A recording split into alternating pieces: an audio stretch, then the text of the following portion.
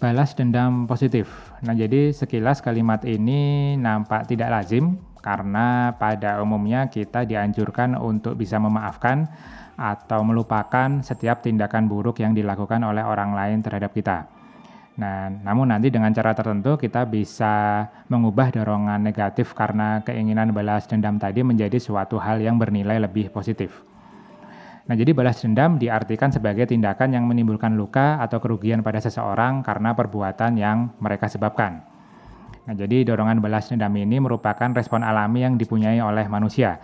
Nah, jadi sebelum kita bisa menggunakan akal rasional kita, biasanya dorongan paling spontan ya, yang muncul ketika ada tindakan tidak menyenangkan yang dilakukan oleh orang lain terhadap kita adalah keinginan untuk langsung membalas.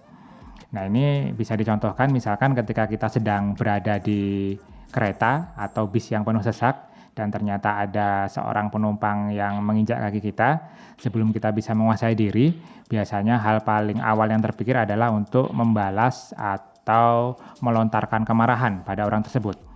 Nah, hanya karena kita kemudian bisa berpikir secara jernih, kita kemudian tahu bahwa kemungkinan besar apa yang dilakukan oleh penumpang tadi tidak memiliki unsur kesengajaan, mengingat kondisi kereta atau bis yang memang penuh sesak dengan penumpang yang lain. Nah, dari situ kita bisa memahami bahwa ternyata pada akhirnya tidak mudah untuk melupakan atau memaafkan begitu saja. Jadi meskipun melupakan atau memaafkan itu akan menjadi tujuan akhir kita ya, tapi pada awalnya hal itu tidak akan mudah dilakukan.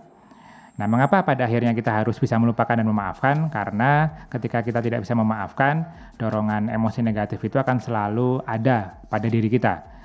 Nah, padahal emosi negatif yang tertumpuk, yang tidak kemudian hilang, itu justru pada jangka panjang akan merugikan fisik maupun mental kita.